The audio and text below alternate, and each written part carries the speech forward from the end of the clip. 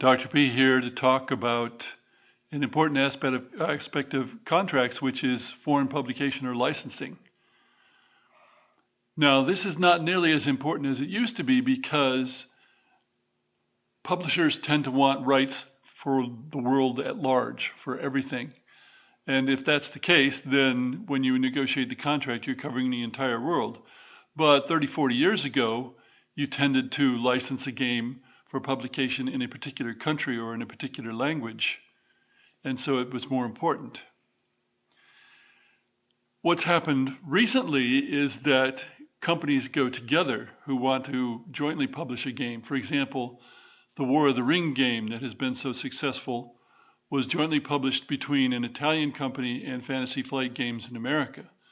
And so they produced it at one time where economies of scale might help keep the price down.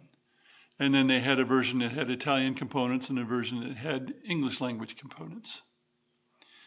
In the case of my game Britannia 2nd edition, the initial print run was all in English, but 2 years later, they did another print run, in fact, a larger print run, and they found partners in Spain, France, Germany, and Hungary of all places, but not Italy. That was interesting, who were willing to, in effect, support the production of a certain number of copies in their particular language. Now, the contract that I'd negotiated did say that I would get such and such an amount, and it was a block sum. It came in up front. I didn't have to wait for all those copies to be sold out.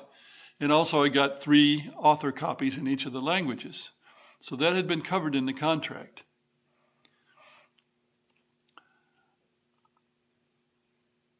Now, when I sold Britannia originally to H.P. Gibson's, I was inexperienced. I didn't pay a lot of attention to the contract. And one of the provisos in that contract was that if Gibson's managed to sell it to somebody else to publish in another country, they would get 65% and I would get 35% of the proceeds. Well, I think that should have been the other way around, but I wasn't paying attention and it cost me a lot of money.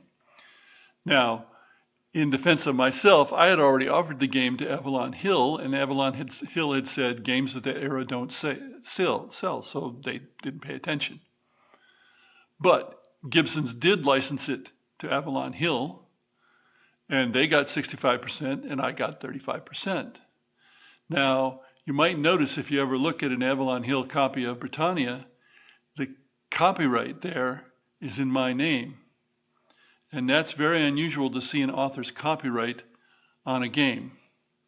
But that was one of the provisions. Now further, that licensing was subject to the license I had with Gibson's. So the license I had with Gibson's said when the game was sold out, the rights reverted to me. Well, when Avalon Hill went down, Hasbro bought Diplomacy and in the end ended up with all of Avalon Hill, and they didn't know what to do with it. They thought they had the rights to the games, although probably they didn't. It's certainly not in my case. And they handed over the rights to Britannia to Multiman Publishing. Well, fortunately, Multiman Publishing did not want to publish it because it's not their kind of game. Otherwise, it would have been a big problem because they didn't have the rights, because Hasbro didn't have the rights, because the rights reverted to me when the game went out of print. Now, I don't know what the contract was between Gibson's and Avalon Hill, but Gibson's would not have been able to sell Avalon Hill the rights in perpetuity because they didn't have the rights in perpetuity. So those rights reverted to me, and ultimately then I negotiated with Fantasy Flight in 2006, which was nearly 10 years after Avalon Hill died, to have a new edition published. So this can get complicated, and it's something you need to pay attention to, even though it's much less common nowadays that someone doesn't want worldwide rights to publish a tabletop game. Now, in the case of video games, worldwide rights are typical. And what happens is the video game studio localizes a game. In other words, does all the translations and so on and make sure that the game isn't doing something that's frowned upon in the country it's going to go to. That's not something that the publisher negotiates somewhere else. In fact, I don't know of any case where a video game has been separately produced in a different country rather than in the country of origin. But I suppose it must happen. And so you've got to address that in a contract as to how that's going to work. Thanks for listening.